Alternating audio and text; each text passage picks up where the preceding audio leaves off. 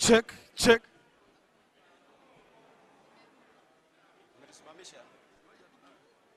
Check.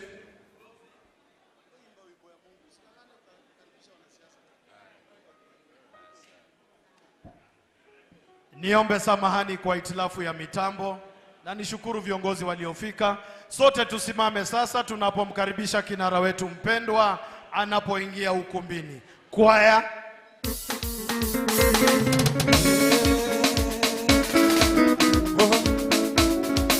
Malomba, malomba ningi makoro lomba, ewanu watione ningi malomba, ewanu malomba ningi makoro lomba, ewanu watione kwa pamoja kwa furaha, ningi malomba,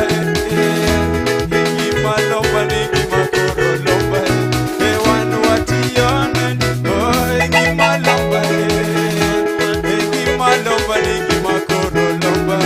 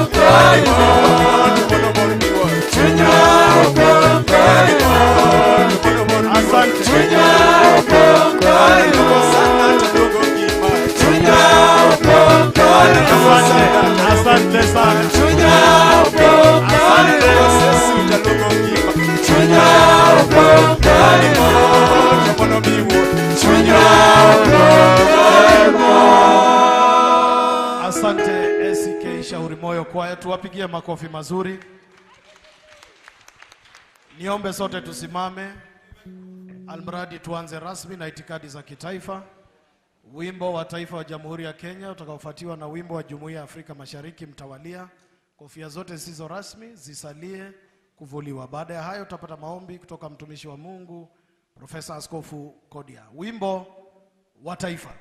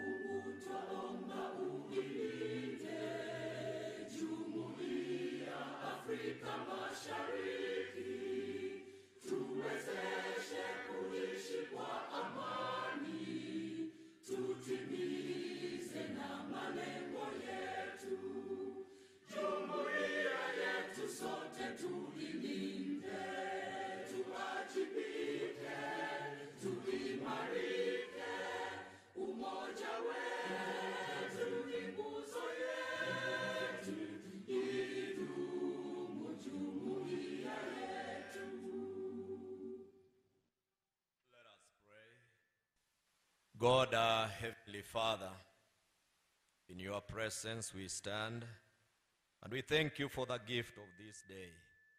Thank you for this gathering which we now commit into your hands, and pray that, Lord, you guide us in everything that will be done in this place. You are God who created the heavens and the earth, and all that is therein, and everything that goes on under this earth is under your control. So, Lord, we surrender ourselves to you and commit this meeting unto your hands, for we pray, believing and trusting in Jesus' name. Amen. May we be seated. Thank you, man of God. Tumpigie mtumishi wa Mungu makofi mazuri. Your Excellency, Engineer Dr. Raila Odinga, the Cabinet Secretary for Energy and Petroleum Affairs, Honorable James Opio Wandayi, the Senator of Siaya County, Honorable Dr. Oburu Oginga, the Chair of the Budget Committee in the National Assembly, Alego Usonga MP Honorable Sama Tandi, the Member of Parliament for Bondo constituency, Honorable Gideon Ochanda, the Women Rep for Siaya County, Honorable Dr. Christine Ombaka, all members of Parliament present, the Speaker of Siaya County Assembly, Right Honorable Okode George, and all MCAs present, all officials of national government and county government, all protocols observed. Your Excellency, sir, we have a fine lady in our midst. A very fine lady and very brainy at the same time. You will agree with me, it is a rare mix of beauty and brains. Please allow me to welcome CS Sarah Essendi, who is also a co-master of ceremony to guide us in the next bit of the program. Welcome.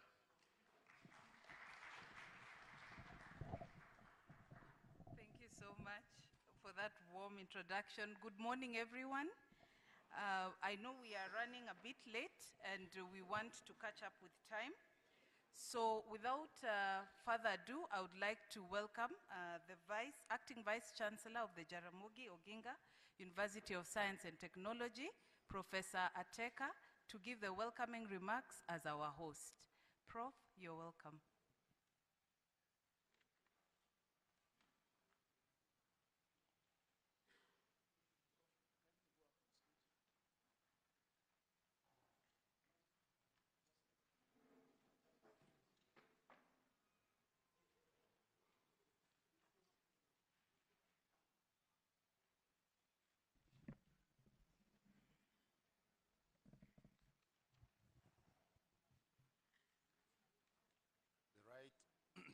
The Right Honorable Prime Minister. Does it work?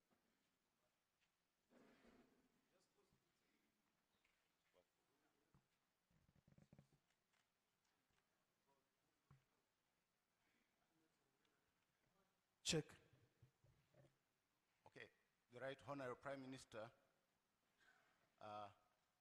the CS of Energy, the PS of Energy, the CEO of Numpea, all guests were invited. Ladies and gentlemen, good morning. My task this morning is to welcome you, and I take this opportunity to welcome you on behalf of the Vice Chancellor, the Board of Management, that's the Council, the staff and students of Jaramogi Oginga Odinga University of Science and Technology this morning. I have apologies from the Vice Chancellor, who wishes everyone here well and good, fruitful deliberations as we continue with the meeting. Secondly, I wish to say that the university did meet with officials of the Nuclear Power and Energy Agency yesterday, and we had an engagement which is meant to support the development of the community. And I should say at this point that the university supports this initiative, and we hope that this initiative is for the good of the community and the country at large. Before I sit down, I wish to call upon my colleagues, the university community of fraternity, to wave to show our presence in this room. Just people, can you wave?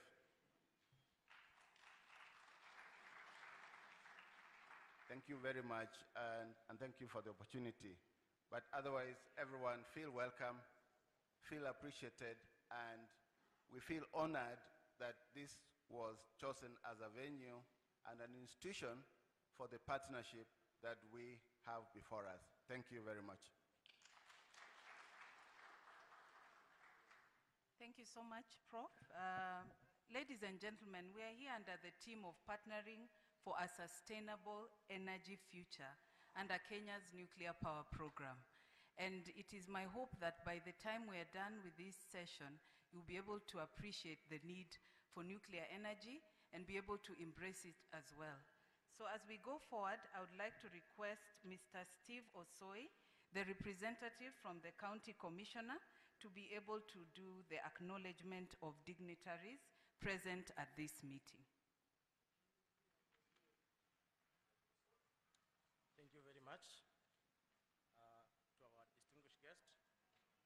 Honorable Raila Odinga,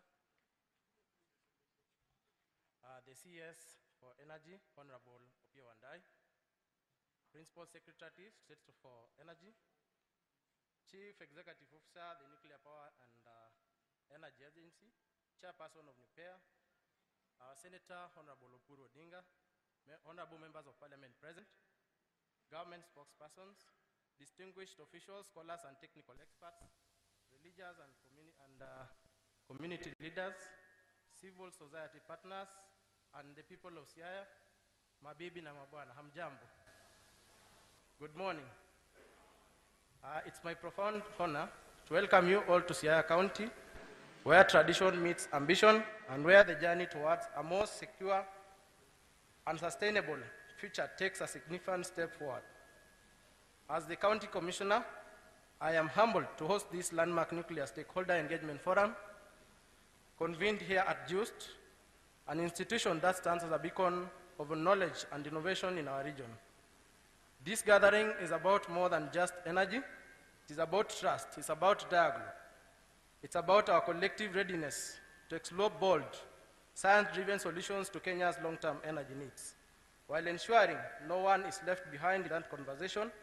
Under the theme, Partnering for Sustainable Energy Future, we are reminded that development must be participatory. It must be built on inclusion, transparency, and mutual respect. A project as transformative as Kenya's nuclear power program cannot and must not proceed without genuine public engagement. To that end, allow me to extend my heartfelt appreciation to dignitaries gracing today's forum, the Cabinet Secretary for bringing this national conversation to the grassroots level,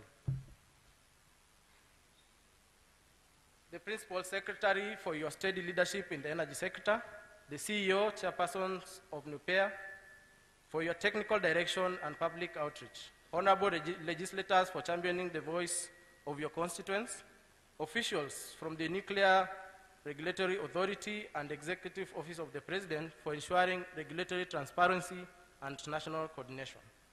Our academic host, JUST, for fostering space of intellectual inquiry and innovation. This forum is both symbolic and substantive. Symbolic because it signals a new era of inclusive development on board and anchored on dialogue, data, and dignity.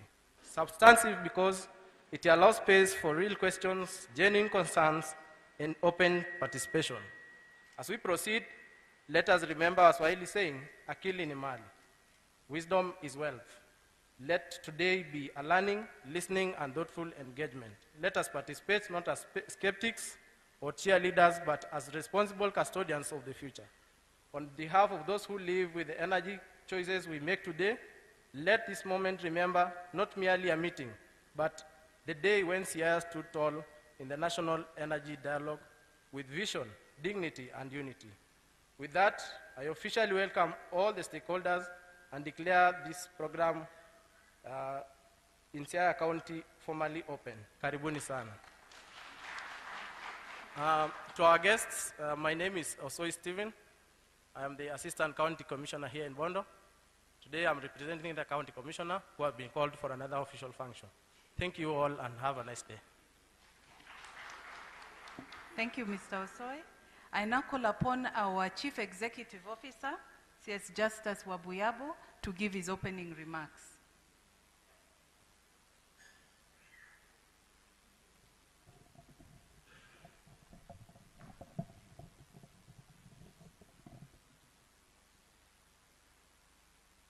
Your Excellency, the Prime Minister, Honorable Wandayi, the CS, Ministry of Energy, Mr. Alex Wachira, PS, Ministry of Energy, State Department of Energy, Senator for Siaya, Honorable Odinga, Members of Parliament, colleagues, ladies and gentlemen, good morning.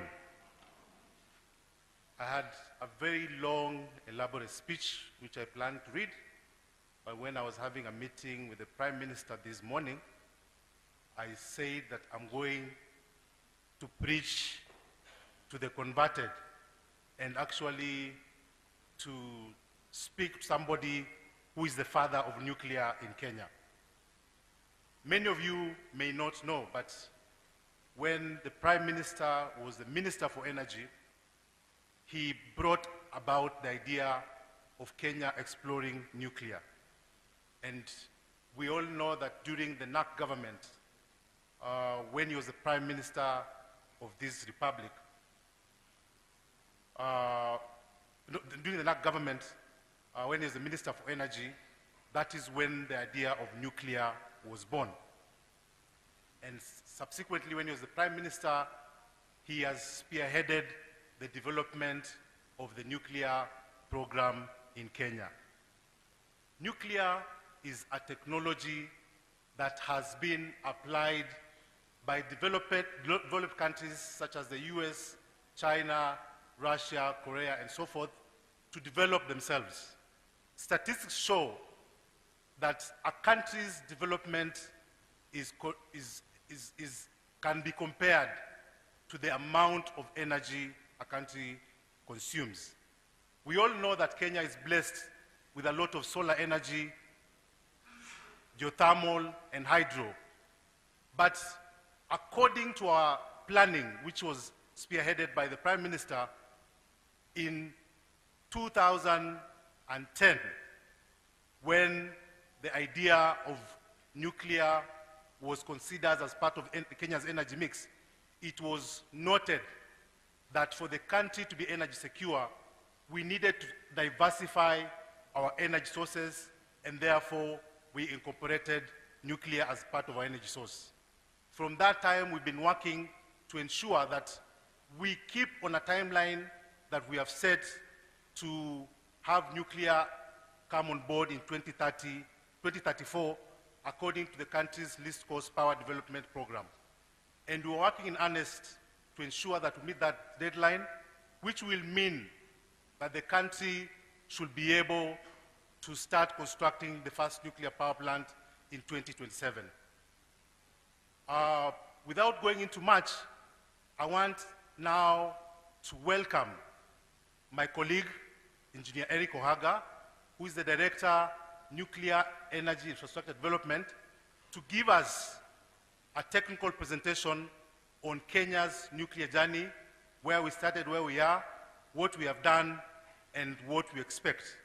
But before I hand it over to him, I want to emphasize that for a country to be able to move its nuclear power program, there is a requirement that there has to be very great commitment by the top leadership, which has been exhibited here today by your presence, Your Excellency, and also the presence of the Minister and the PS, together with many colleagues from the energy sector and also the Kenyan population. Engineer Ohaga, please. But before he comes on, Your Excellency, allow me to recognize my colleagues from NUPEA, and I request them just to stand up and wave to the Umati. There they are, very strong, committed team. Thank you very much, Your Excellency. Thank you, Bwana CEO. Let me ride on the protocol that have already been established. But allow me, Engineer Dr. Raila, to appreciate my member, F451. That means I'm talking to an engineer who appears in our register. Being an immediate past president of the Institution of Engineers of Kenya, I'm happy to be here today to present the vision of this country as established by the Right Honorable Raila Amolo Odinga. So members, we are looking at a country that wants to become the middle income economy by the year 2030. And we are saying that the quality of life of the Kenyan people must improve. And when you look at the pillars that support this in terms of the economic growth, that our economy must grow double digit and be sustained for 25 years. We're also looking at a just society. And our political leaders here must lead us in issue-based politics. And what support this Vision 2030 is energy. And what better energy can support this vision other than the nuclear energy? And members, we want to say that the reason why we are looking at nuclear energy in this country, first of all, is because of the stability of nuclear power. Nuclear power plant can operate for 24 months without an interruption. And when I look at this country and this part of this country, Western Kenya, we have a lot of power issues because of transmission constraints and because of generation constraints. And therefore, when you have nuclear power plant, you can be assured of 24 months of operation without interruption. We're also talking about cleanness of our environment, that this nuclear power plant does not generate any greenhouse gases, and therefore we shall be able to decarbonize our generation mix. We're also talking about affordability of our tariff. Kenyan has been talking about the lowering of the electricity tariffs, and the answer is in the nuclear power plant. We're also talking about economic growth, that we're able to bring industries in this country and create opportunities for our people. Now, when you talk about net zero, and this one we have modeled in our system, the least cost power development plan, showing that if you introduce nuclear power plant by the year 2034, then the amount of carbon will be reduced almost to zero if you look at the reference scenario. Almost 0.01 metric tons of CO2. In the absence of that, we have 34 metric tons of CO2. So that also underpins the importance of this nuclear energy in our energy mix. Now, we have done our planning for 20 years, from 2024 to 2043. And you can see the demand is going to grow up to 13 megawatts by the year 2043. And for us to be able to meet this demand in our country, nuclear is going to play a very critical role. And by the year 2034, we shall have our first nuclear power plant. In our energy mix in this country currently as it stands, you can see we have clean source of energy. Geothermal forms 48% of our energy mix as we stand right now, followed by hydro at 28%. We also have wind, which is the largest in East and Central Africa, providing 14% of our energy mix. But we have a problem. 7% of this energy comes from dirty source of energy, which is thermal generated. Now, the answer to this 7% is going to come from nuclear energy. And then we are saying in the year 2034, we must bring this source of energy to decarbonize so that 100% of our energy mix shall be clean. Now, let's go back to how this animal we call nuclear power plant operates. It is a very compact and very easy. I know most of us, we are talking to people who did some chemistry. And there was something we call periodic table, where we had an element called uranium. This uranium-235 is what we undertake the fission reaction in the nuclear. The orange part of this plant is where the fission takes place. And as the fission takes place, we generate a lot of heat. That heat is superheated in the generator, and it turns the turbine. We are able to generate power which supplies our domestic use, our commercial use, and our industries. So the water is taken from the river, from the lakes, from the ocean for purposes of cooling because of the intense amount of heat that is generated. Now, let's look at the global perspective. 10% of the energy generated in the world, about 3,000 hours, come from nuclear energy, and that contributes to 10%. And the US actually contributes about 30%, followed by France, which is at 13%. And as we speak currently, we have 454 operating nuclear power plants, and 58 are under construction. And we are happy to note that in Africa, Egypt is one of those countries that is constructing 2 nuclear plants to be able to sustain their economic growth. This is the race of Africa. We are not alone in this particular journey. Members, you can see in Africa, South Africa is the most developed country, and that is associated with this stable source of energy. You know, it has 2 nuclear power plants in Quebec that generate, then followed by Egypt. Even in terms of economic manpower, it is actually following this particular race. You can see Egypt is actually constructing 2 nuclear power plants as we speak. Kenya is third, and Ghana and Nigeria, meaning that we are in second phase, followed by Uganda, first phase. Now, Kenya, as you know, nuclear issues are internationally controlled. And we are following the IEA, which is the International Atomic Energy Agency milestone approach, which guides us on how to develop the critical infrastructure that is required for purposes of developing nuclear energy. And we can report to you that we have been steadily developing this infrastructure in this country for the last 10 years. And we have been reviewed by this International Atomic Energy Agency and given green light to proceed from phase 1 to phase 2. And this happened in 2021. Now, we have undertaken some critical studies. I can tell you, we had a pre-feasibility study for the establishment of the nuclear power plant, and that is how even we came on board. We have undertaken a grid study, and I'm happy to note that one of the critical minds of this particular county, Engineer Nicholas Gumbo, was actually the engineer who was involved in the preparation of the grid study for the evacuation of the nuclear power plant. We have also undertaken reactor technology assessment for our country. We want to bring on board the latest technological advancement in terms of nuclear. So we have looked at the both small modular reactor and large nuclear reactor so that when we eventually commission our first nuclear power plant, will be the state of the art.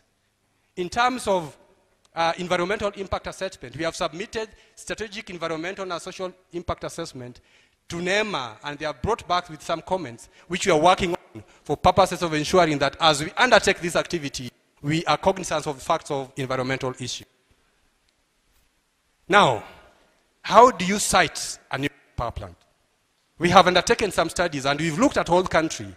And if you look at this map, it actually shows you that nuclear power plant installation requires cooling, and that's why you can see that these 3 regions within our country, the Lake Victoria region, the Lake Turkana region, and the Indian Ocean, provide a critical cooling mass for the nuclear power plant. We have done preliminary studies. We have been able to identify certain sites that are potential sites for location of the nuclear power plant. And if you look at the Lake Victoria region, it is actually within the Siaya County that make good potential for further studies for nuclear power plant. Now, stakeholder engagement is critical because social license is what is required for purposes of advancing this project.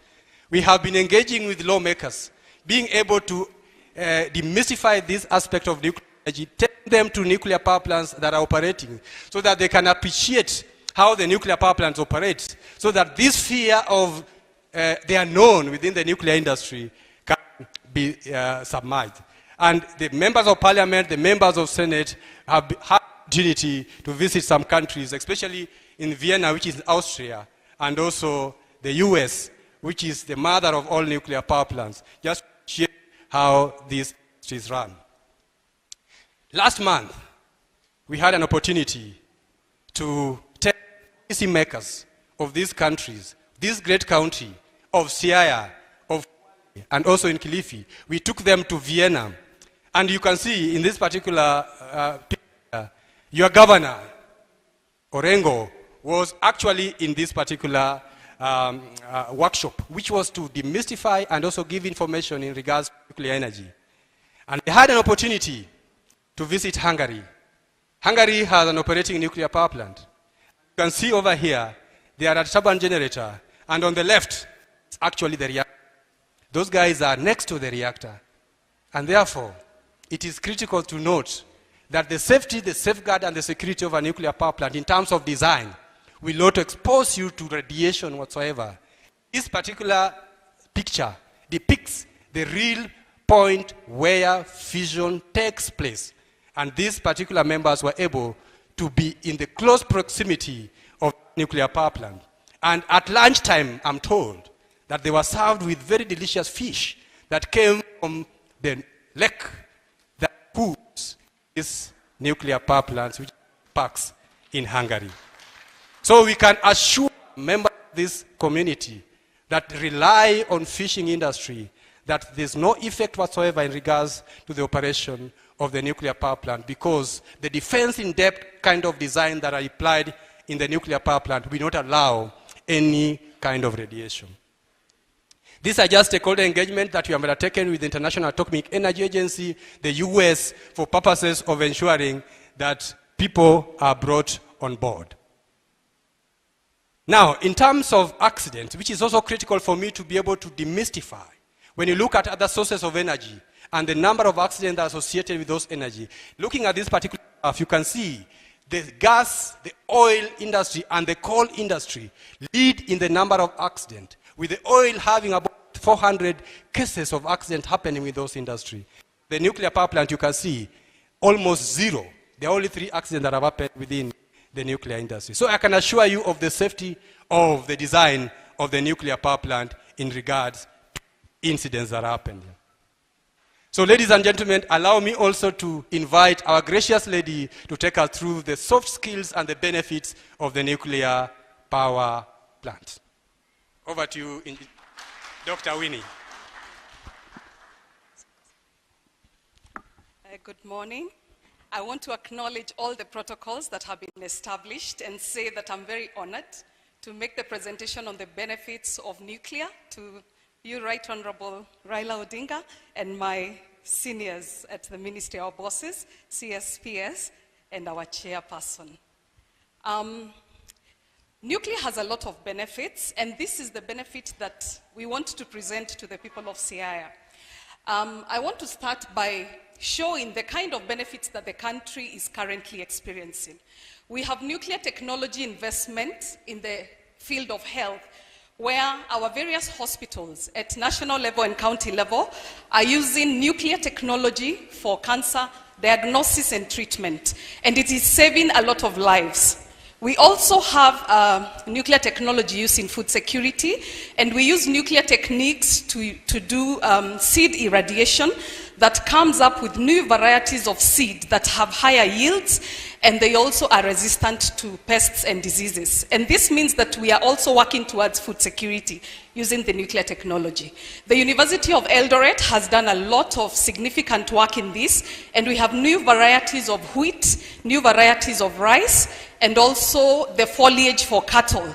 And this is really enhancing the output for the farmers. We also have nuclear uses in water resource management, and this is the use of nuclear techniques to be able to assess the quantity of underground water. And when this assessment is done, the country is better able to plan for the water usage. As we know, water is significantly important for our daily use. So it's important for the country to be able to plan ahead and be able to understand the amount of water underground and therefore plan for it. The figure that is below shows a technique that is called non-destructive testing that is currently used by the Kenya Bureau of Standards to be able to understand the elemental, the composition of various elements. For example, if we have a leakage in the oil pipeline between Mombasa and Kisumu, Kenya Bureau of Standards will use non-destructive testing to be able to assess where that crack could be and be able to repair it without damaging the pipeline. So there are various uses in Kenya, and we want to enhance this usage by introducing nuclear power. So nuclear energy is also very efficient in land use. And here I want to demonstrate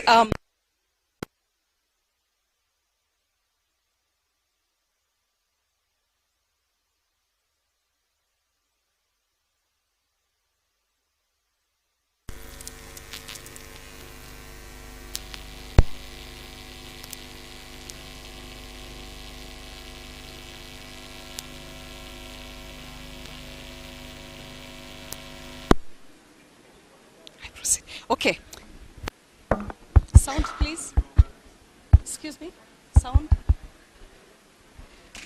So this, the picture before you demonstrates the efficient energy use of nuclear energy. If we want to invest in a 1 gigawatt nuclear power plant, which is about 1,000 megawatts, we require about 81.5 acres to be able to do this investment. The comparison for solar and wind is on the screen. For solar would require 100 times more, and that is about 8,152 acres of land. For wind, it is even more significant. It's about 500 times more. As you can see, it's about 40,760 acres just for 1 gigawatt of electricity. And this is not to say that this investment should not be done. Nuclear is actually a complement to solar and wind because we have to be able to harness these energy resources as well. But there must be a good balance between the technologies so that we are able to efficiently use the land which has got very many competing uses. So I want to discuss nuclear benefits at the macro level, and the first one is energy security.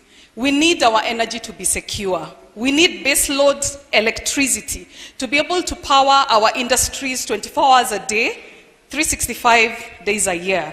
And nuclear presents the opportunity to do that because nuclear has an availability factor of 99% availability. And therefore it means that we shall be able to secure the energy that we need for our operations.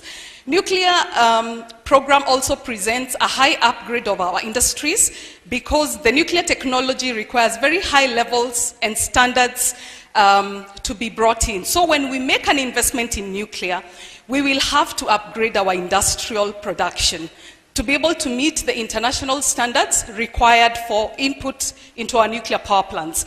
And this will enhance the quality of supply from our industries because there are no shortcuts in nuclear. We must be able to meet the global standards at all times. At the macro level again, we shall be able to enjoy lower electricity prices. And why is this? A nuclear power plant is currently designed to operate for about 60 years. With a life extension potential of another 20 years. And again, this could also be extended by another 20 years. So one nuclear power plant could actually operate for about 100 years. And within about 20 years of investment, you should be able to recoup your capital investment. So the rest of the 80 years, the country will continue to enjoy lower prices because the operational cost of a nuclear power plant are very low. Again, my colleague Engineer Ohaga has talked about the climate resilience of nuclear technology. So we want to ensure that, as our CS and PS will rightfully say, we are building a climate resilient grid. And so we want to bring into the grid technologies that will enhance our future into ensuring that we do not have impact of climate change in our system. Macro level. This is at the local level. The people of Siaya will enjoy a lot of infrastructure development. Nuclear power plant must have very good systems of being able to transfer services and goods into the nuclear power plant, and therefore we will have good roads, good hospitals, enhanced hospitals, because we must be able to manage any radiation aspects and any other illnesses that could come, but not from nuclear power plant, but everywhere that we have gone, the infrastructure within the nuclear power plant is always enhanced, especially because of the supply into the nuclear power plant. Again, job creation. I want to give an example of investing in 1,000 megawatt nuclear power plant, for example. That would require permanent jobs of about 1,200. Those are permanent jobs. And there are so many other indirect jobs that will come from the supply of the nuclear power plant. Nuclear plant owners will live within the area and they'll bring their families. Can you imagine the economic activities that will be generated from that? And so that will present a lot of job opportunities, both directly and indirectly. Emergency and security preparedness for nuclear power plants is super. It is one of the best in the world. And so the infrastructure for security and safety and emergency preparedness for any community that hosts a nuclear power plant will be highly enhanced. And this is infrastructure that can be used for any kind of calamities, not just what would be anticipated. What about housing? I know the government is putting a lot of investment in housing, which is great for all of us. But when this nuclear power plant is built, there will be a lot of requirement for housing. So the people of Siaya, you should be ready to have investments in this kind of infrastructure, because there will be the need for housing, right from construction and throughout the 100 years that I have talked about. So significant opportunities for investment in housing, and this will be high-grade housing projects. As I'm almost coming to an end, I want to talk about the importance of nuclear in coexisting with the ecosystem. This first graph shows the Korbeg nuclear power plant in South Africa. It has a capacity of 1,800 megawatts. But can you see their wild animals? You can see the gazelles and zebras grazing next to the nuclear power plant. We are very proud of our geothermal power plants in Olkaria because you're also able to see wild animals even when you visit the power plant. And this is what we anticipate. Nuclear plants are able to exist with the ecosystem. Wild animals and people will not be harmed. And you can see the fish because we are also within an area where fishing is very key. When nuclear power plants dispense the water after cooling, the water is a little warmer, but it is regulated to ensure that it does not affect the ecosystem. But because of the warm temperatures, there's algae that forms within that area, and fish love that. They will go there to feed, and we have seen cases, especially in other international countries that have the nuclear power plants, the fish population around nuclear power plants actually blossom. They increase because of that warmth that provides very good environment for the increase of the fish. And then the enhancement of education through research. We are currently in an educational organization, and JUST actually has a great opportunity to enhance the research and development because of hosting the nuclear power plant within Siaya. So I just want to show a case of Korea. Korea invested their first nuclear power plant in 1978. Our current GDP per capita for Kenya is about $1,700 Korea in 1978 had a GDP per capita of 1,650. And that was the time they invested in their first nuclear power plant. And as you can see, that was about 6.5%. I'm not sure you're able to see the numbers, but a lot of studies in Korea have been able to demonstrate that the nuclear power program in Korea has significantly increased the GDP per capita growth. Currently, Korea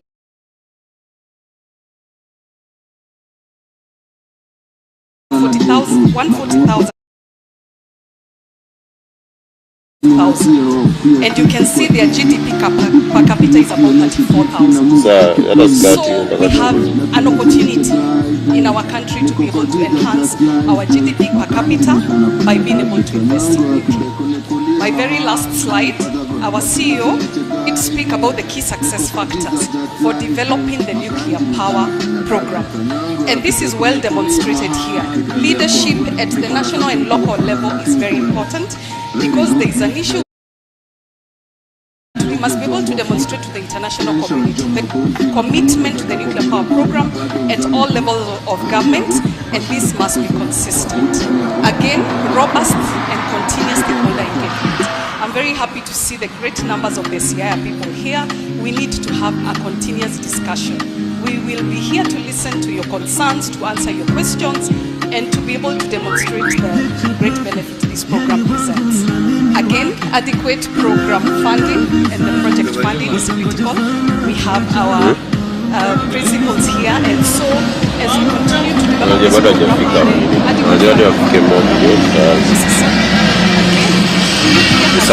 hiyo basi wacha tukianza nafikia tu start on my side huko basi hivyo. And Kenya is expected to follow to the letter.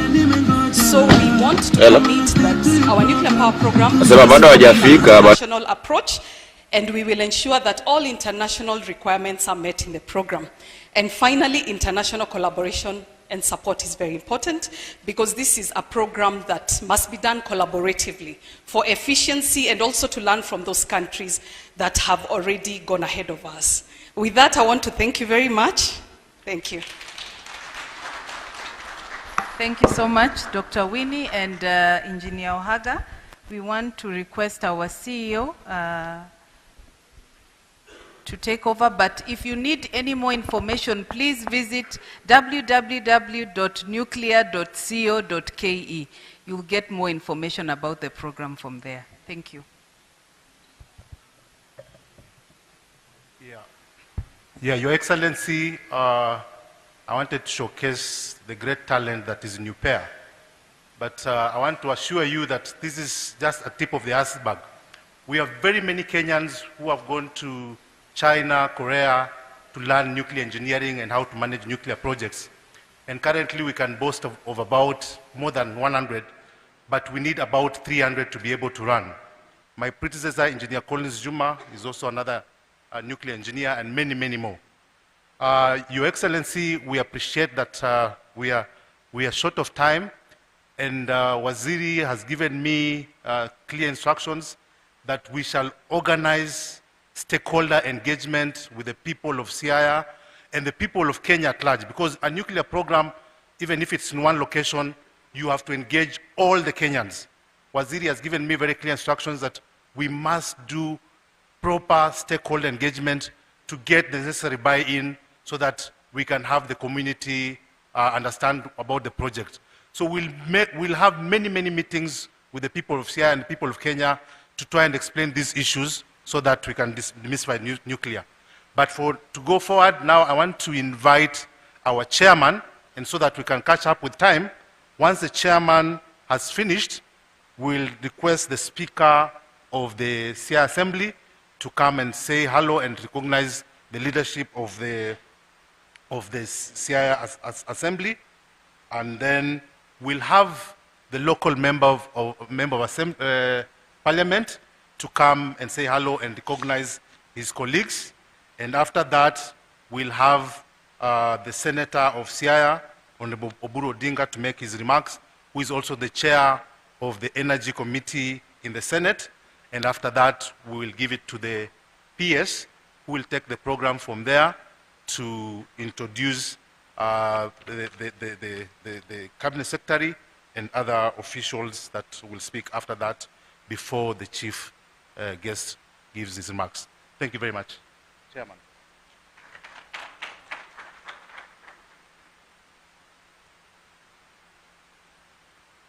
Thank you all very much. My name is Larry Gumbe. The Right Honorable Raila Odinga, our Cabinet Secretary, Opiyo Wandayi, Senator Oburu Odinga, the Chair of Energy in Senate, my colleagues at NUPEA and in the ministry, ladies and gentlemen, I am members of Parliament, ladies and gentlemen. I'm delighted to be here today, and I want to express my gratitude to the Siaya County leadership for welcoming us. Let me take this opportunity to recognize the members of the board of NUPEA. Please stand up so that you may be recognized. Yeah, you can see them there. Thank you very much. My colleagues have given very good technical data on nuclear power. But why do we need nuclear energy in Kenya? Let us look at some statistics. Electricity consumption is measured in kilowatt hours per capita. Electricity consumption is also an indicator of the development of a country in the world. The highest country in terms of electricity consumption in the world is Norway at 24,000 kilowatt hours per capita, followed by Qatar at 17,000 kilowatts per capita, followed by the United States at Qatar is 17,000, United States 14,000. All these countries we want to emulate, like Korea, Japan, and so on, the industrialized countries, their consumption is between 3,000 and 7,000 kilowatt hours per capita. In Africa, typically, and in Kenya specifically, our consumption is 160. So if we want to be a Vision 2030 country, go there, we need to produce almost 20 times what we are producing at the moment. Therefore, there is scope for producing more power. Hydroelectricity power, we are currently producing about 800 megawatts. I'm told we can produce another maybe 3,000. In geothermal, we are producing about, what, 1,000 something? And we can produce maybe another 4,000. Now, where we want to go is about 60,000. So there's a lot of scope for all energy types in Kenya. Nuclear power, as they said, is very stable. It lasts 100 years, but it's also a base load. The base load is the load is very, very, very stable. If you have solar power, for instance, at night there's no sun, so you are not producing any solar power. Wind is also intermittent. Therefore, there's a lot of scope for that. And at Nupea, we are very happy and glad to be here. And we are happy the welcome we have got from the Siaya County government, because we will need to work together if we are going to realize this project in terms of stakeholder engagement, in terms of project implementation. So we are very excited that we have got this welcome, and we hope we'll work with the county government.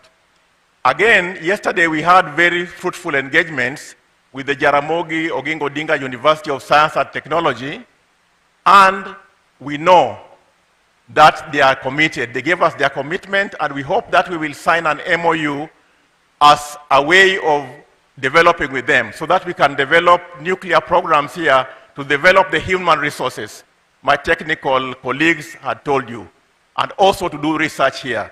So we are excited about that, and I am very excited that we are going to have a keynote address today by the father of nuclear power in Kenya, the Right Honorable Raila Odinga. When he became Minister of Energy, he championed it way back in 2001. When we worked with him in politics, his political party produced a position paper on energy and nuclear power. And then the establishment of the board, which was preceded us, was also his work. So thank you very much, Baba, and we hope that you will convince the political class to give us very strong backing. And therefore, ladies and gentlemen, with those few words, it's now my pleasure to invite the Honorable Okode, Speaker, to come and address us and persuade his colleagues.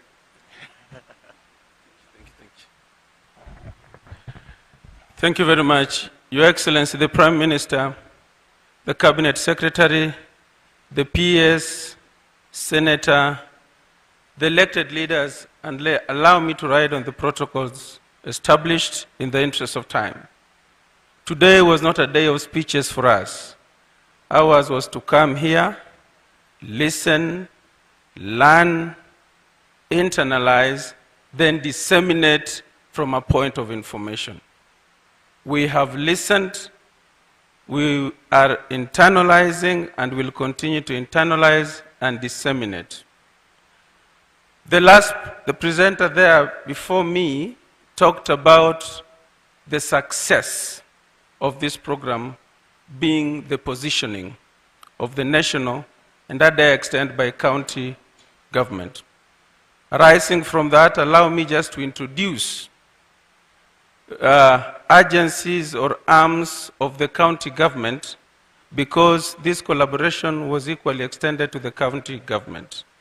I have members of the county assembly. There are so many, and I may not mention them by name. I have been guided duly to save on time. At the same time, I want the conveners to know that all wards within the county have been invited. I will therefore be asking you to stand up in groups of 2 sub-counties. And I start. Ugunja and Ugenya MCAs, will you be upstanding? Will you help me recognize them? Thank you very much for coming. Game and Alego, would you be upstanding for recognition? Thank you very much for coming. We have Bondo and Rarieda. Thank you very much for coming. That group of MCAs includes nominated members who are women, the youth, disabled, and elected leaders. So in your engagement reports, you will not have just consulted the county assembly. You will have consulted that wide range. Siaya County government comprises of the executive, the assembly, and the board. Allow me to introduce members of the County Public Service Board who are here. If you are there, will you be upstanding? Yes, we have Engineer Collins. He's the Pioneer CEO. Thank you. We also have municipalities and the towns. If you are here, members of the Board of Municipalities, you'll be upstanding. Thank you very much for coming. We have members of the executive. Are you there? We have Kut there. We have all these members of the executive. Will we clap for them? I don't want to go beyond that. Mine is just to give a commitment, Buenos CS, that indeed, as Siaya County government, we have boarded, we are on board. At this point of information are imparting, at the point of implementation. And in any case, even if we did not want to board, where Baba is the vision bearer, we are compelled to board, we are on board. Finally, Your Excellency, the governor of this county, great county, is not with us here for reasons that he could not control, and he has asked me, much as he has sent somebody to represent him, to welcome everyone that is here, and he has sent warm greetings to all of you and wishing you good deliberations. Siaya is on board. Thank you.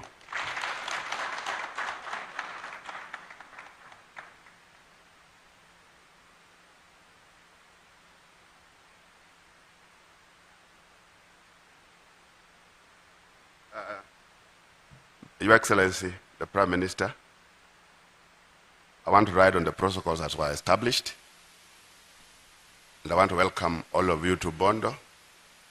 It's a great day, it's a great occasion. Matters nuclear, Your Excellency, are not matters of regular topics. These are topics that are hardly discussed, and many people either shy away from them or simply stay away because sometimes they are too technical to be understood. We are well aware in terms of our energy needs in the country, but some of these things require, and I want to believe that the work is cut out for you, that what you've given us here today is a tip. You are yet to do more. Because for assuming that you have a site in Bond or somewhere in a village, for that village, for that community, around where the site is going to be, requires a lot more information and education. A lot more. So as we live here today, I think we need to come up with a very serious program in terms of stepping down this technical stuff to somebody in the village to understand. Somebody in the village to understand. And some of these could be very simple. If you only took the information, there was a slide that Ohanga presented about Africa. If that alone may help in a big way for our people to understand.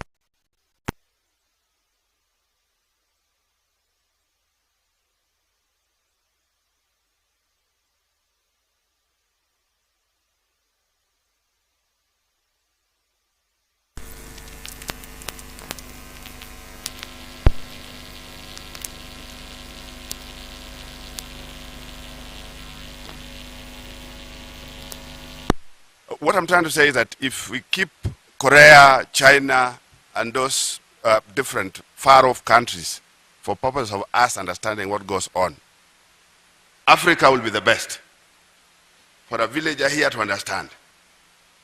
Tell us, show us what's happening in South Africa.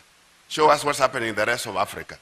Then we'll start getting some confidence. What is critical here is confidence building, because negatives travel much more faster. Information about nuclear There's a lot of it that is good, but that is good is not known. What is so much out are the negatives. So I want to believe that from here, we start going out to the public, the communities, with not just the issue of advantages, but even understanding what it is and how does it work for our people to understand it. I think that's what I can say at the moment. Let me take that chance now to welcome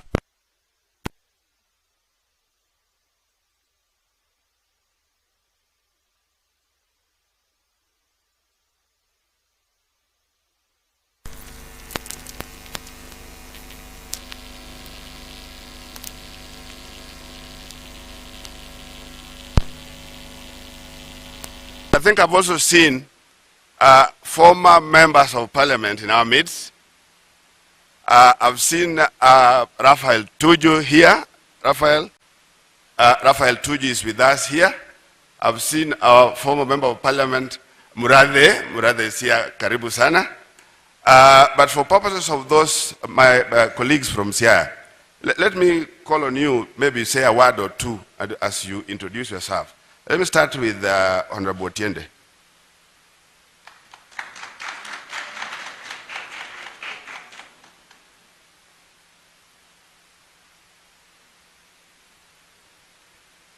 Your Excellency, the Right Honorable Prime Ministers, all protocols observed. My name is Otiende Molo, the current Member of Parliament for Rarieda. As I understand it, we are here for two reasons. The first is nuclear stakeholder engagement and enlightenment. I think we have been thoroughly enlightened and we will continue engaging. The second is validation and acceptance. And validation and acceptance is so important because there are parts where, like in Kilifi, they have issues because of non-acceptance. In our case, I understand from NUPEA that they've identified a site around Luanda Kotieno. As the elected member of parliament for Rarieda, I can convey that we fully accept, even though we will continue engaging. My only request to NUPEA is the Constitution says that where you are exploiting natural resources, there must be benefit to the community. In this county, our benefit is usually education. Give us scholarships. Let us have nuclear scientists and others from this engagement. Thank you very much. Christine Ombaka, Dr. Christine Ombaka.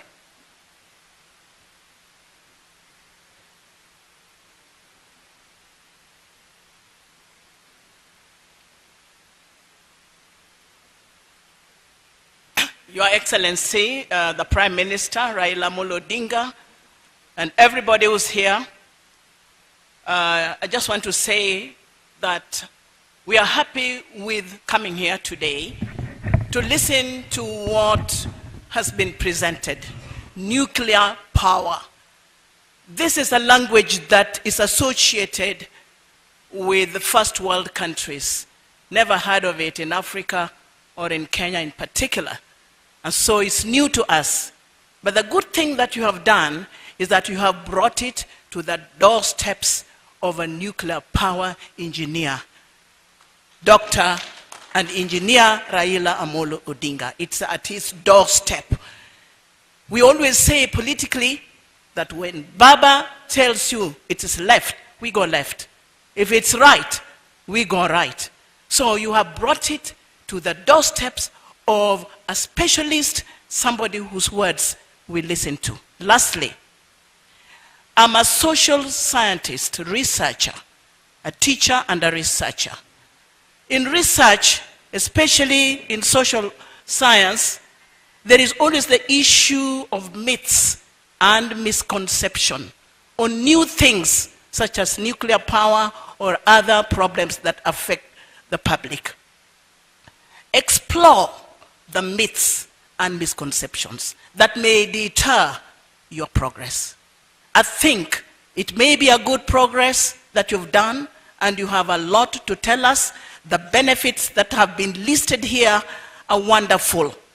But at the bottom line, education is important to the public, and explore the myths and misconceptions that may make your work a little difficult. Thank you, and God bless. Honorable David Ochieng.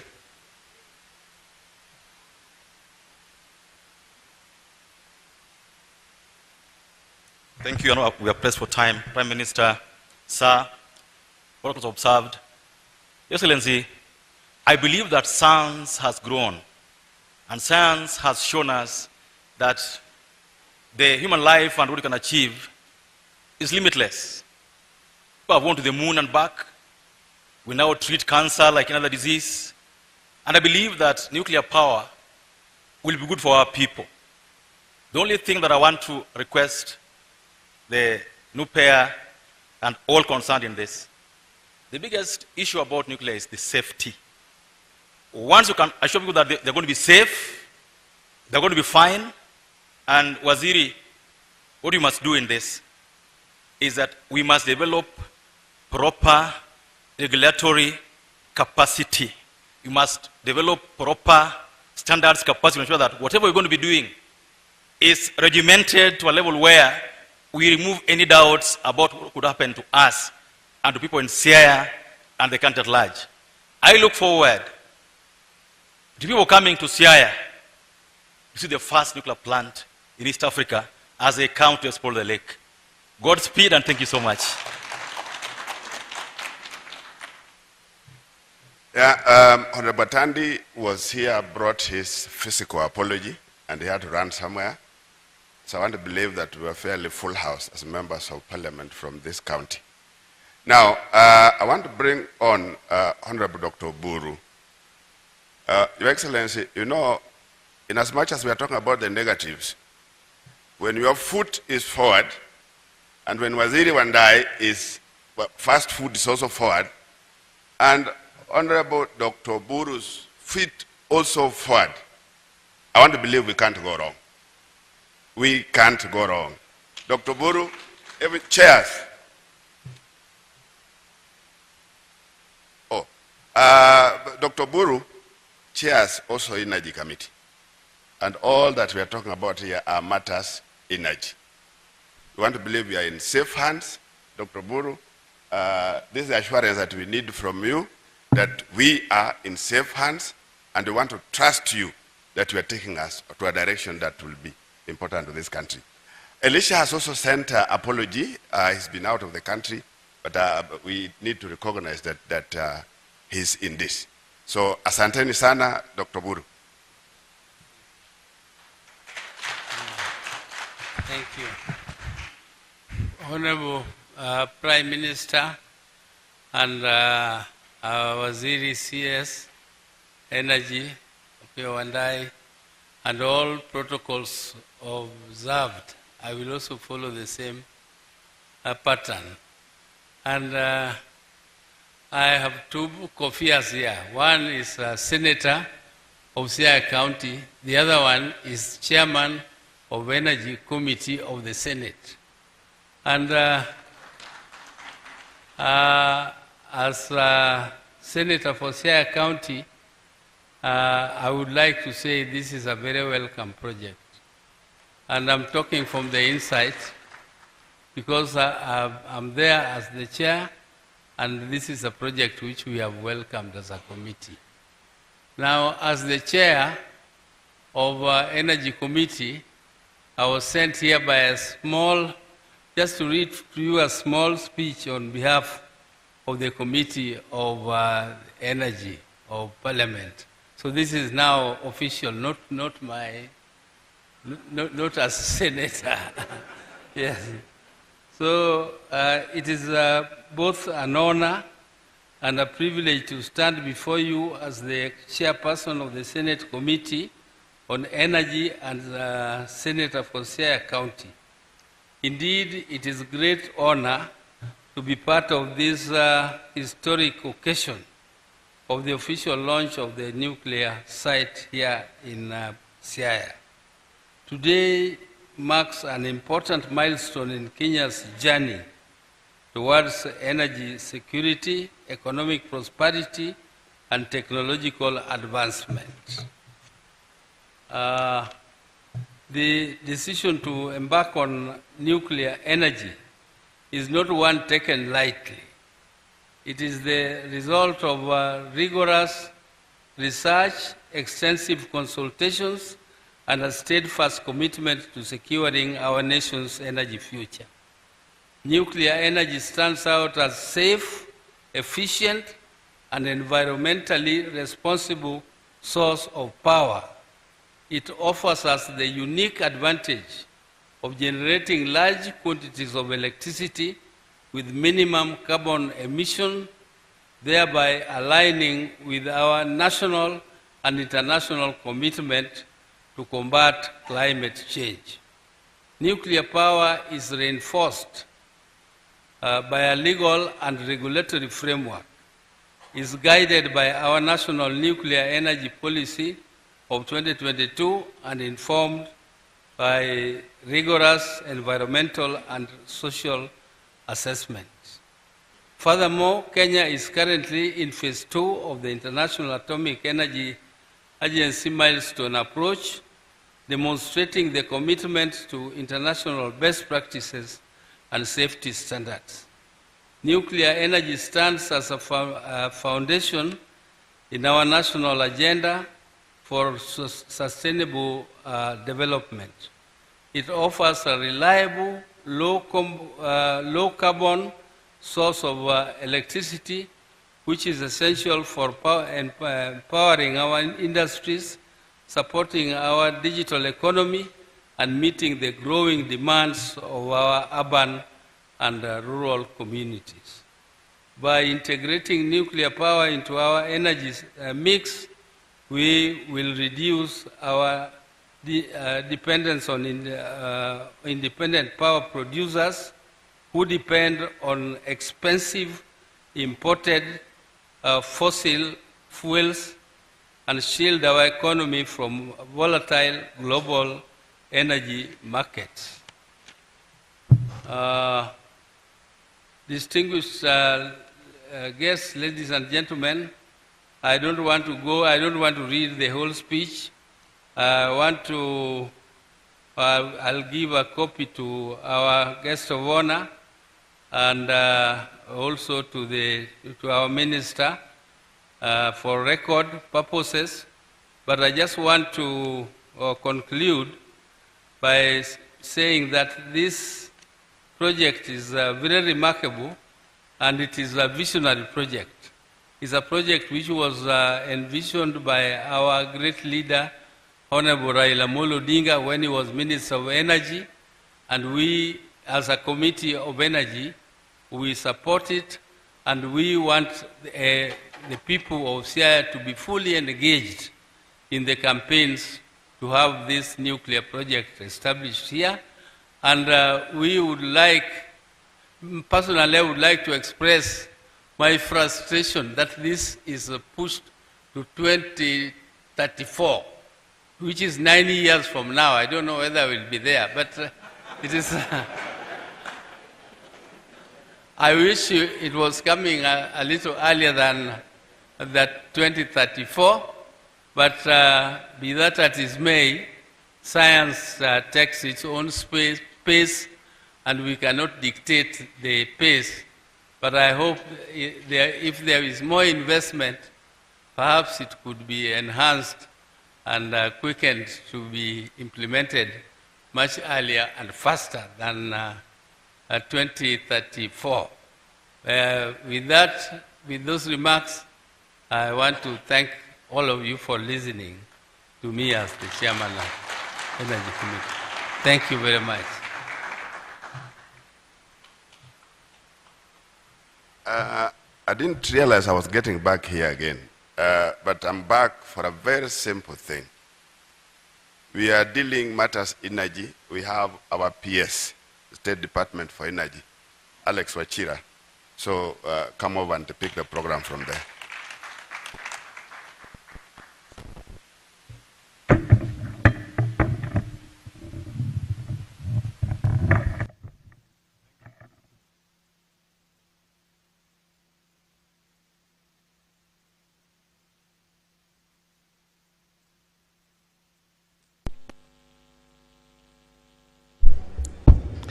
Thank you very much, Honorable Chanda.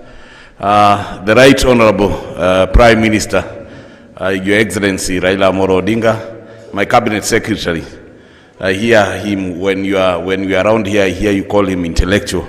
James Wandayi, Senator for Siaya and our chair in the Energy Committee, Dr. Oburu Odinga, members of Parliament present, Speaker of the County Assembly of Siaya, my CEO and chair in Nupea, distinguished guests, ladies and gentlemen, good morning. Mine is very simple. It's just to continue the program from where we are. But before I make remarks, this great county has a governor, and the governor is none other than James Agre Bob Orengo, and I believe our former CEO Collins Juma. You want to make a few remarks on his behalf? Just a minute before I continue, kindly. Let us give a round of applause to Collins.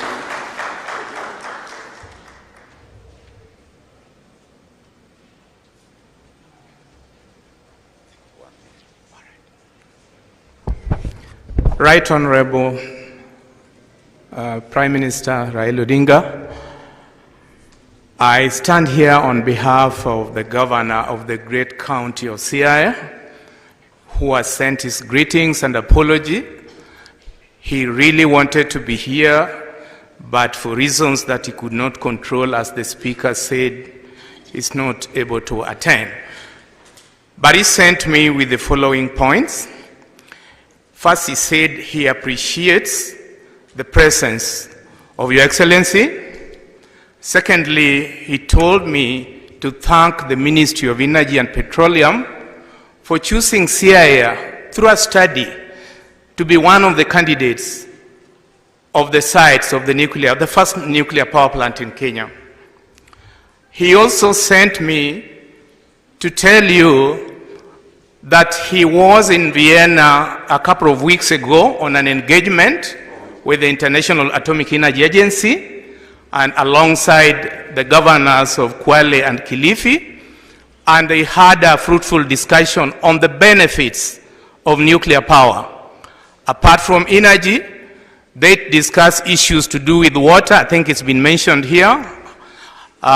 Industrial application like in NDT testing, and in health in terms of cancer treatment using the medical isotopes, which are thematic areas that can greatly improve the lives of the people of Siaya. And he said that he got a buy-in, but he said that the confidence level of the common Mwananchi is still low, and that should be addressed by Nupea and the ministry so that we can have a buy-in of everyone, because that's how nuclear works around the world. And lastly, he told me to ask the people of Siaya to listen keenly and ask questions about nuclear and its application. Thank you very much. And I want to add my own. Right Honorable, you'll allow me, we've gone through this journey with you. I get the concerns like Honorable Chanda and David Ochieng have expressed, but I want to say that as the founding Chief Executive Officer of Nuclear Power and Energy Agency, nuclear power energy follows the path of aviation. And I always say that they follow the distribution curve called Poisson distribution curve. The probability of an accident is very, very low. But the impact of that very low probability can be very high. In the current fourth generation reactors being deployed around the world have enough safety measures to mitigate on what has happened before. And I want to urge our people that we embrace the technology and we move forward with the nuclear power program. Thank you very much. Thank you, Engineer Collins, because what you have done on behalf of our CS is to answer the question that was posed by Honorable David Ochieng in regard to safety of nuclear. I hope that the question is well answered. Your Excellency, the Right Honorable Prime Minister, Today is a great honor for me to speak before you. Indeed, speaking before a nuclear scientist, a nuclear engineer, today I am preaching to the converted, I'm preaching to the choir. Your Excellency, let me give you just one simple story. 2 years ago, when Collins was the CEO of nuclear power, we headed to Kilifi, and we had a little bit of challenges and difficulties engaging the good people of Kilifi. But today, ladies and gentlemen, I am feeling very happy because with the Right Honorable Prime Minister, with the leadership of the county of Siaya, we have a buy-in, and so therefore, nuclear power is here with us. Your Excellency, last week on Friday, you did speak to us at the National Convention, the third National Retreat. And during the National Retreat, you did post to us and you told us that we cannot industrialize with 3,000 megawatts. Because that is what we have as build capacity in the country. Today, Your Excellency, we are here to discuss an issue of when. And I like the question that was posed by the Senator for Siaya, Dr. Odinga. Your Excellency, when we came into the ministry, the issue of nuclear power was posed at 2038. For us to address the issue of industrialization and create opportunities for these young men who are in this university that we are producing year on year, we have to industrialize. And that is why we brought the nuclear power to 2034. And Your Excellency, today, you have challenged us. You have told us that we cannot afford to come to 2034.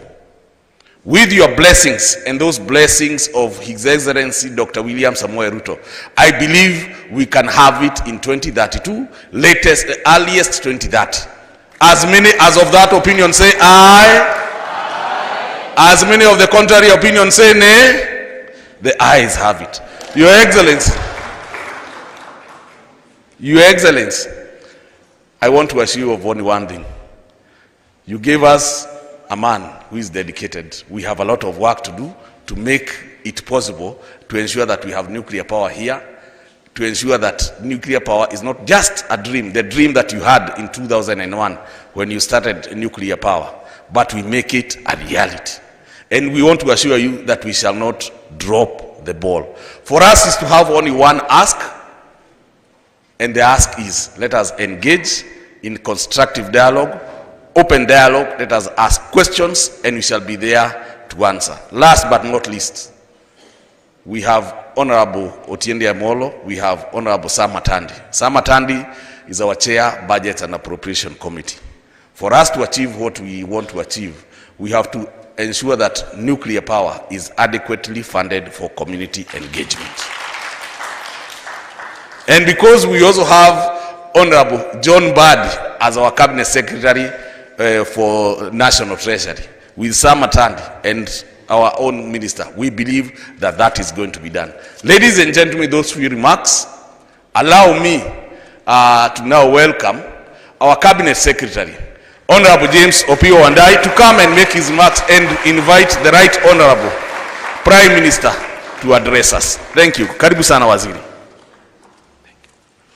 Asante sana Bwana PS. Your Excellency, Prime Minister Raila Amolo Odinga, all protocol observed. First and foremost, allow me, Your Excellency, to thank you very, very sincerely for graciously accepting to be part of this historic event. Your Excellency, when I wrote to you about a week and a half ago, I didn't even call you. I just wrote to you a letter inviting you. Within a matter of 7 or 8 hours, my office called me that the Prime Minister's office has called back and he has accepted to be part of this event. You did not hesitate. And that is a testament to the importance that you attach to this vital program, Your Excellency. And therefore, as a ministry, we remain eternally grateful to you. Indeed, as a government in entirety, we remain very, very grateful to you for your magnanimity. Your Excellency, let me just go through some few notes here in 5 or less than 5 minutes, actually 3 minutes. Your Excellency, the government of the Republic of Kenya, under the leadership of His Excellency, the President, Dr. William Samoei Ruto, is fully committed to the realization of the vision that you share, Your Excellency, of a robust and sustainable energy future for Kenya. Nuclear energy, as has been indicated earlier on, has been identified in the Least Cost Power Development Plan as the essential baseload power source to underpin our industrialization agenda and to deliver on the Vision 2030. Your Excellency, Kenya remains steadfastly committed to implementing its nuclear power program while adhering to the highest possible international standards. Through the committed guidance of the International Atomic Energy Agency, Kenya has made significant and demonstrable steps towards the safe, secure, and sustainable implementation of its first nuclear power plant that I am proud today to say that is going to be situated here in Siaya County. Siaya County, Your Excellency. Today, Kenya is actively progressing through the phase 2 of implementation based on the IAEA milestone approach, aiming to commission the first nuclear power plant now with your guidance by the year 2030. Distinguished guests, ladies and gentlemen, allow me, before I invite Baba, to say that the development of a nuclear power plant is a shared national endeavor. It demands foresight, collaboration, and a collective commitment. Let us embrace this opportunity as a people to build a resilient, energy secure, and prosperous Kenya. Let us partner for a sustainable energy future, not just for us, but for generations to come. Your Excellency, it is now my singular honor and distinct privilege to invite you, Prime Minister Raila Amolo Odinga, to now deliver your keynote address and to share your insights and vision for this transformative national undertaking. Let us all be upstanding as we usher in Prime Minister Raila Amolo Odinga. Asante sana. Karibu. Thank you, Karibu. Thank you.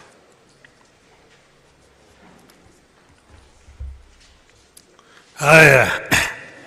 You may be seated.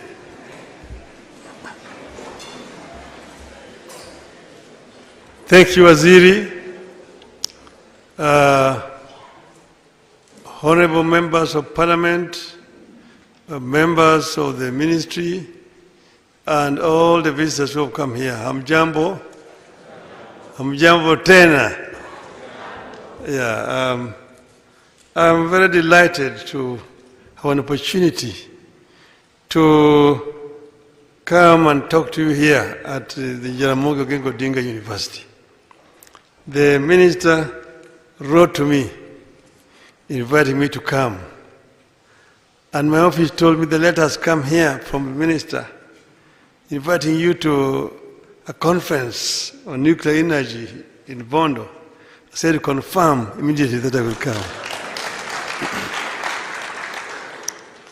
This is because of the passion with which I actually confront this subject here.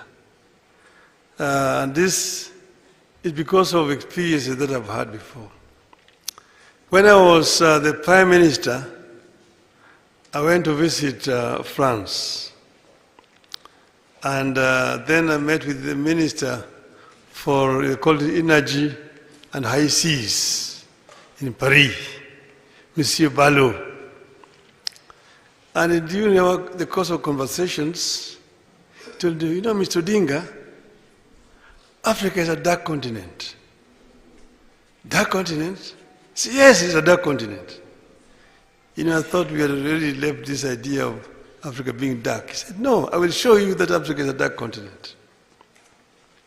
So then he went and brought something like an atlas, a book, and he opened it. And he showed me, this is the satellite map of Europe, from how New York looked at night from the satellite.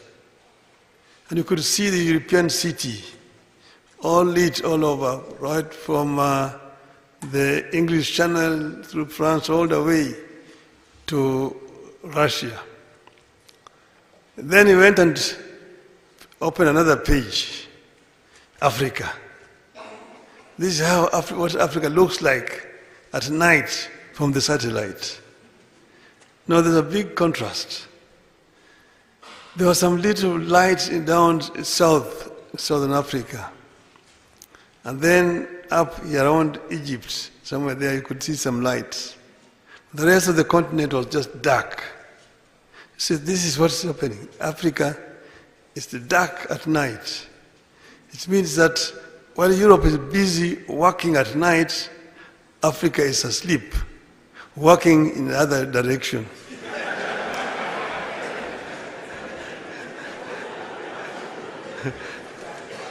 No wonder the population is so big in Africa. So I said that this is a challenge, and there is really no response to this rather than to ensure that Africa is lit, that Africa can also be working at night the way Europe is working. That's one of the reasons. But I will talk about my other experience later. I have some notes here that I want to refer to. And I'm pleased to join you today for a discussion on a subject that is extremely critical to the future progress of our country. There can be no doubt that diversifying our energy sources and maintaining a clean environment are critical to our development agenda as a nation. Part of the reason this country has not been able to generate and sustain well-paying jobs is the cost of energy. A number of nations, including here in Africa, have reached the decision that the use of nuclear energy to generate electricity is one of the cornerstones of sustainable development. Remember, there had been kind of resentment of opposition after the Chernobyl accident, but that has actually changed right now.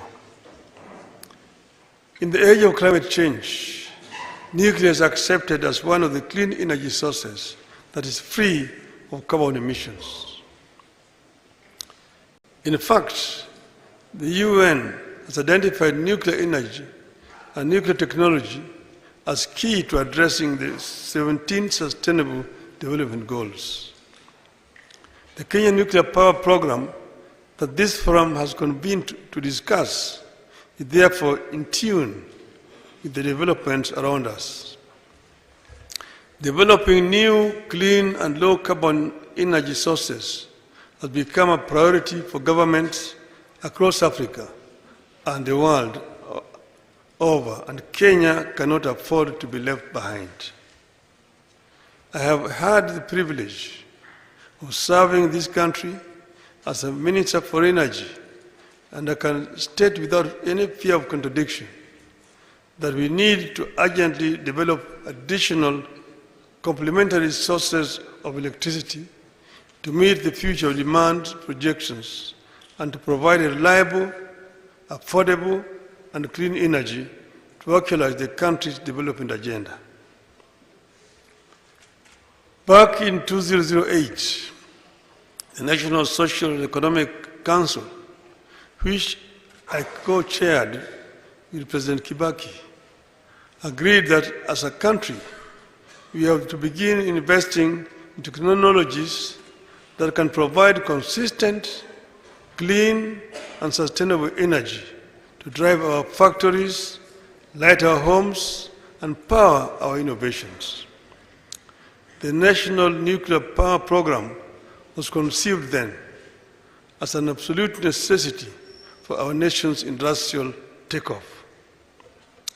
It is my understanding that since then, and in line with the international best practices, Kenya has been following the International Atomic Energy Agency's guideline on the implementation of the nuclear power program.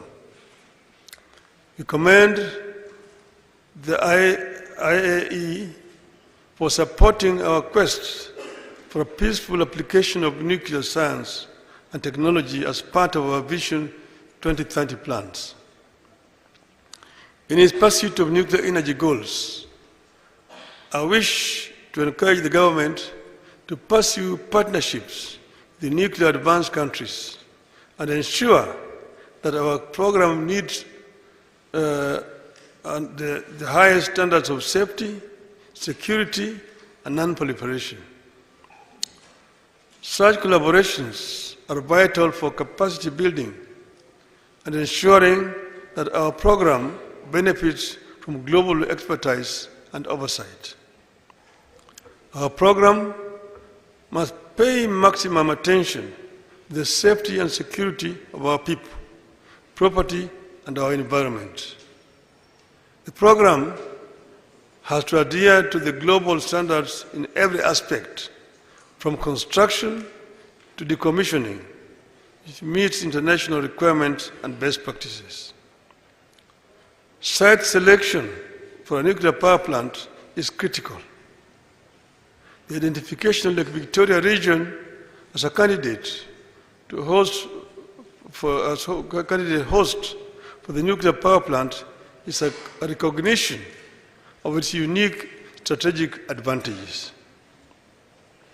It is important that there is a genuine and detailed engagement with the people, and this is one of them, the leaders and all stakeholders, and have all concerns raised and addressed. And I've seen some of them begin to raise some of the concerns.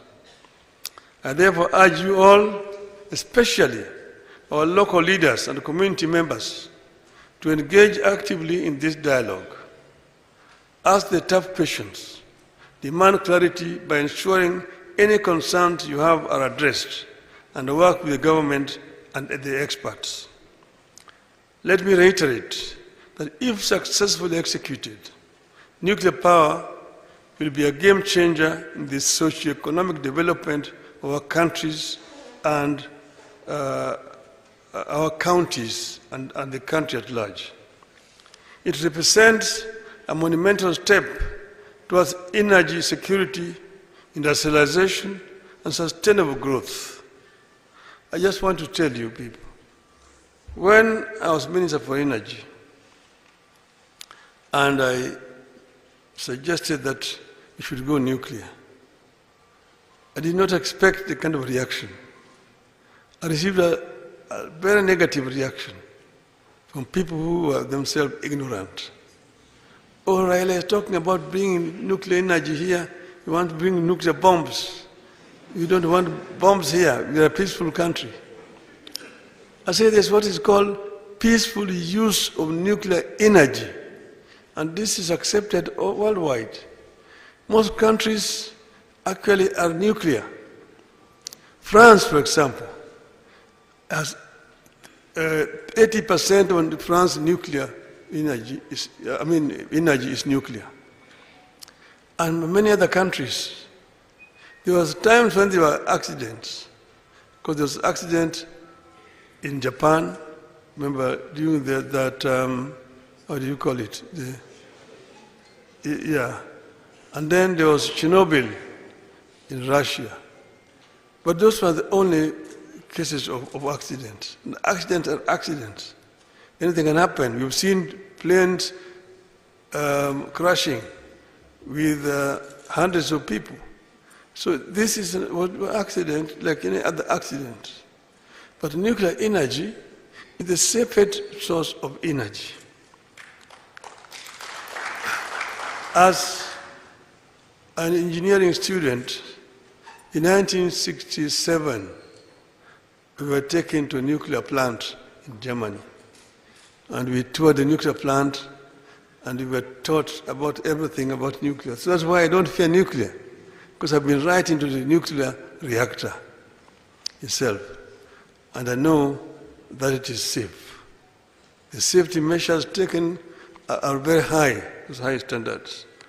And, but I've also said at that time, I remember one time when I was launching my campaign, I talked of 3 things that will help us to catapult this country to where it should be. I said, number 1, infrastructure. Number 2, infrastructure. Number 3, now energy is one of infrastructures. Infrastructure is not just roads. Infrastructure is many things. Energy is a very important infrastructure. And you look at the development of a country on the basis of how much electricity is being consumed per capita. And ours is very low in this country, indeed. And what are the other sources that we have? There's geothermal, there is hydro, there is solar, there is wind, and that is all. And all of them have got limitations. Solar is coming up, but it's not yet reached where it should reach. And there are times when you don't have enough solar. You need to invest in storage. The wind is periodical, but then thermal is actually polluting and causing the emission of carbons into the environment, which is contributing to global warming. So we have, the only option is nuclear. And right now, for example, our total generation capacity is just about 3,400 megawatts. That is peanuts. When I was a student studying in Germany's city of Magdeburg, which was a heavy industry city,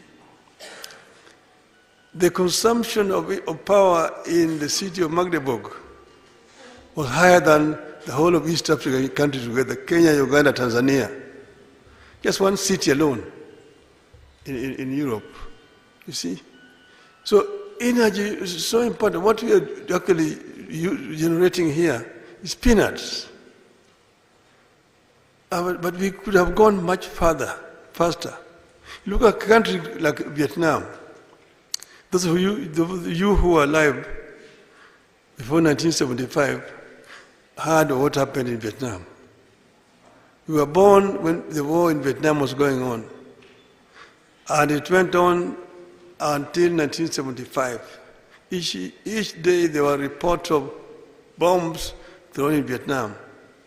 Bombs, people thought all the Vietnamese would have been dead. But then the war ended in 1975. Kenya was independent. Vietnam went straight into reconstructing their country and developing their country. Today, Vietnam has overtaken Kenya. The population of Vietnam now is nearly 90 million people. But they generate 70,000 megawatts of power in Vietnam, as we are 3,400. And look at Korea, the same thing. Korea and Kenya are mentioned to the government officers last week. And Ghana were at par in terms of development, industrialization, literacy levels, per capita income, levels of poverty, and so on. But now, 62 years down the road, Vietnam's economy, Korea's economy is more than 40% bigger than that of Kenya. Korea has moved from a third world to a first world. So we are behind. We need to leapfrog. We need to move faster. So it's not just a question of a nuclear plant here. And they've been telling me, they think about 1,000 megawatts, 2,000 megawatts. I'm saying let's just start with 5,000 megawatts. And then also, if you start with 5,000, ensure that there's proper safety. But I've also said they're talking of starting in 1934. There's no reason why we should start in 1934. If we have made a decision now, we begin to order straight away, because it takes time to manufacture. And this manufacturing will be going on, it will take 2 years, maximum 3 years. It will be ready. I've visited a plant in China, in Korea, where they are manufacturing nuclear plants. And you can see you have got an order here from this country, you've got an order from Malaysia, you've got an order from India, you've got an order for this. They're all busy manufacturing. Let there be also an order for Kenya there, so that you can start and aim at Vision 2030. Vision 2030, let us have a plant working. That should be our aim as a country. And I think it can be done. We must say Kenya must be able to chase its peers and reach there. Don't continue to compare Kenya with the worst. That, we are an island of prosperity in a sea of turmoil. Don't compare yourself with the worst. Compare Kenyans with the best, because they are capable of attaining the best. They say in the land of the blind, one-eyed man is a king. So that's why Kenya says a king, because all the others are blind. No, don't compare us with failed states. Compare us with the best. You are capable of obtaining the best. Thank you very much, ladies and gentlemen. Thank you, Your Excellency. May we accord His Excellency a standing ovation for those great words of wisdom. Makofi. Moja, mbili, tatu. Asante Baba kwa hekima. May we remain standing for the national anthem of the Republic of Kenya, which will signify the end of our official engagement this afternoon. National anthem.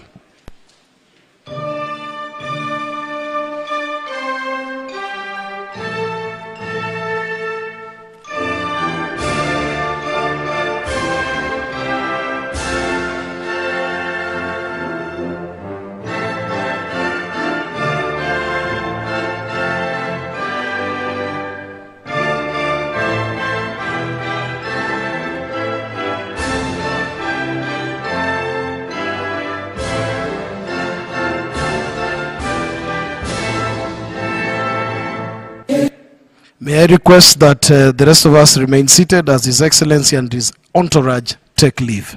Thank you very much, Your Excellency, for your time. May God's blessings be upon you now and all the days of your life.